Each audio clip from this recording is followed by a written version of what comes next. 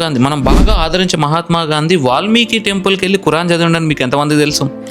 Yes మచెస్. Guru Dutt రాసిన విశ్వాస్ ఘాత్ అనే ఈ పుస్తకంలో మహాత్మా గాంధీ గారు 1947లో ఢిల్లీలో వాల్మీకి టెంపుల్లోకి వెళ్ళి ఒకానొక పొద్దున ఖురాన్ పట్టుకొని ప్రశాంతంగా పీస్ఫుల్గా నడుచుకుంటూ వెళ్ళి భక్తులందరికీ వినిపించేటట్టు ఖురాన్ చదవడం మొదలుపెట్టాడు అనమాట. ఇదేంది మహాత్మా గాంధీ గారు ఖురాన్ ఏదో చదువుతున్నారు అనుకుని ఒక ఆంటీ వెళ్ళి, గాంధీ గారు వాట్ ఈస్ దిస్ అండి, మా రిలీజియస్ సెంటిమెంట్స్ మీరు దెబ్బతింటున్నాయి, మీరు ఇట్లా చదువుతాం కరెక్ట్ కాదండి అని అంటే, ఏముంది, this is a peaceful book, so ఇది నా రైట్ అని గాంధీ అన్నాడు అనమాట. అయినా కంటిన్యూ చేస్తూనే ఉన్నాడు.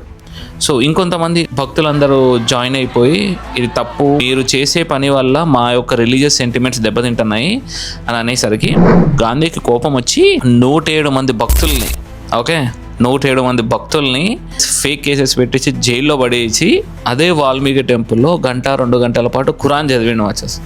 ఎంతమందికి తెలుసు మీకు? సర్చ్ ఇట్, చదవండి ఒకసారి, సెర్చ్ చేయండి గూగుల్లో. One of the reasons why Godse killed Gandhi.